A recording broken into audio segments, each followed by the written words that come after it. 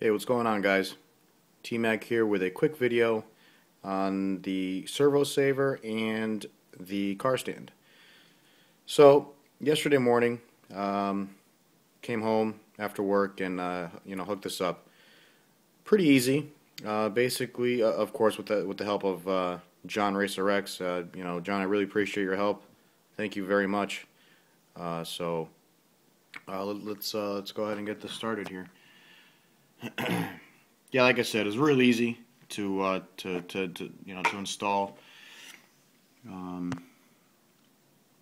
There it is. There, I had already previously installed the servo, and I had the original Traxxas, that white, servo saver on there, the horn. I don't know what you guys call that, but anyway, I'm gonna call it both. So had that on there, and John Racer X and Neon King 45, and I believe Mum Fordale 1 recommended to go with the Kimsbrough Servo Saver. So I went with that. I was on Tower Hobbies. It was like $7, and I got it, and they really like it a lot. Apparently, it has a heavy-duty spring inside, so it helps for centering purposes. So I went with that. Real easy. Basically, it starts off like the top, like where the bolt pattern is. It's like a rectangular, squarish kind of shape, which it's got a bunch of holes for different configurations. Basically, you just find out which hole is best for our application. I ended up using the bottom center, so went with that. And then you have to trim. I don't know if you guys could. Let me see if I can get it really close up here. Yeah, so you can kind of see around the edges. I trimmed up. I just got some some tin snips or dikes, and just kind of trimmed it to that's pretty much it. So I went with that. Yeah, I like it. It's definitely a huge difference as far as centering and just overall, just strength. It's unbelievable how much of a difference that makes. So that's cool. And then on a different note, I ended up going with this, before I had said, that car stand that I had, that blue Duratrax one, ended up breaking on me, and yeah, the thing like cracked, and it was a disaster. So let me go ahead and just remove this here so you guys could see this. All right. As you can see, this is the stand from Ofna. Really, really, really nice stand. I like this a lot. The reason why I like it the most is because, for one, it's aluminum. Alright, so I mean, this thing is just, you really don't need another car stand. Second, ball bearing. The tray, see that? Ball bearing. So you'll never, you'll pretty much never go through this. Now, those are the pros. The cons, I would probably say the best feature is probably the weakest feature of this. If you guys if anyone's going to pick one of these up, apparently, I don't know if they make two different kinds, or they ended up making one model and then it supersedes to this model here. But see the holes on the bottom? One there, and then one back there. What it came with, those are stops. Okay, so see this little screw right here? Let me see, there it is right there. That screw, I took it off, but basically it's got like this little rod with like a spring inside with like a little ball bearing, and it's a lock.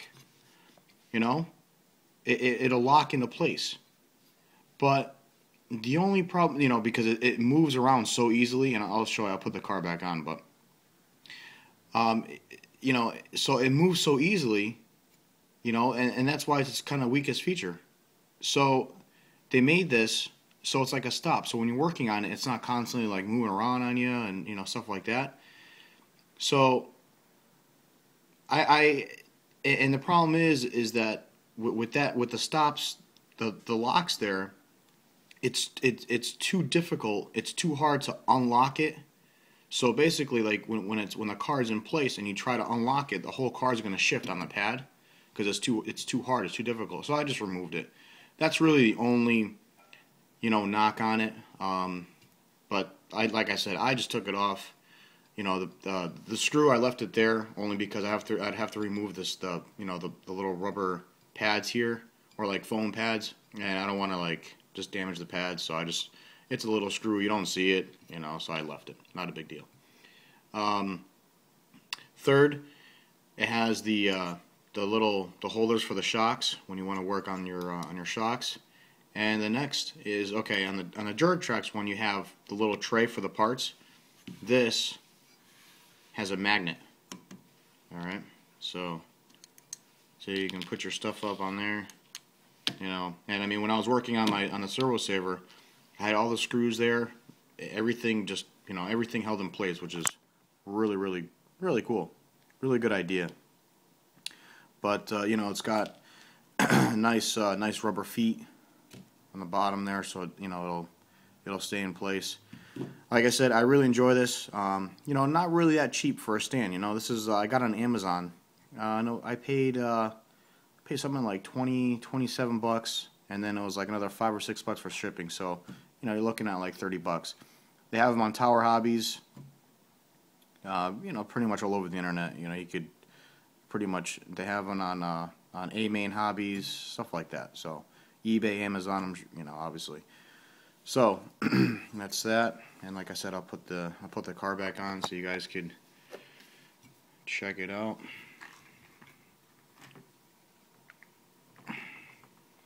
And I mean, like, yeah, I just barely tap on it, and it just spins. It's great. I love it. So like I said, with having those little locks on there, when you'd want to move it, the whole car would shift, and the pad stays in place. So maybe if anyone ever picks it up, maybe you guys would like it. But like I said, I took it off. Not a big deal. I kept it. I kept the parts just in case one day I decide to put it back on. So, and lastly, obviously, the with the XO1 out and that whole TQi receiver and all that good stuff. I'm definitely waiting for that. I love the fact that Geo had put telemetry on his Mama Monster with the whole Spectrum stuff. So I would really like to, try the Traxxas stuff and try that, see how that works out. So I'm hoping that, I've already got the iPhone, which is actually what I use to record my videos. That's what you guys are seeing now. So, I'm really curious to see how it's going to work out with the whole.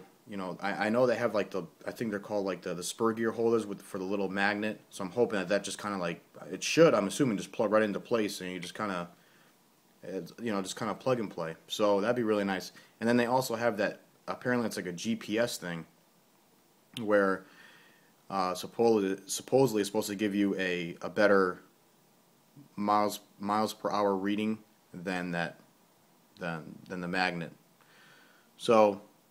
I'm curious, because I was really considering getting that Fly Sky radio, and for the price, you really can't beat that. But I figure if I'm going to spend the money, I'm just going to spend it right the first time, and just go balls out. So that that's where I'm at so far. Excuse me, and then the really last but not least, is I'm trying to find an airstrip that I could use this, because like I said, the drive for me up to Rhode Island is just it's 2-hour drive for half hour, 45 minutes of run time. So I really can't justify that. But if I really had to, then whatever, then I will. Not that big of a deal. So all right. That's pretty much it, guys.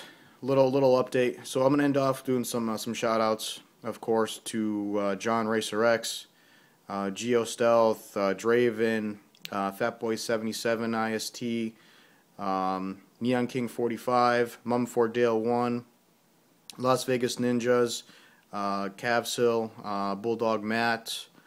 You know, there's just so many people now. It's awesome. It's great. You know, it's just phenomenal. So I apologize if I left anybody out, but you know, just watch the credits, and you know, like I said, everybody deserves credit for what they've done and what they do. So you know, this is definitely not a cheap thing. So all right, guys. So until next time, of course, take it easy.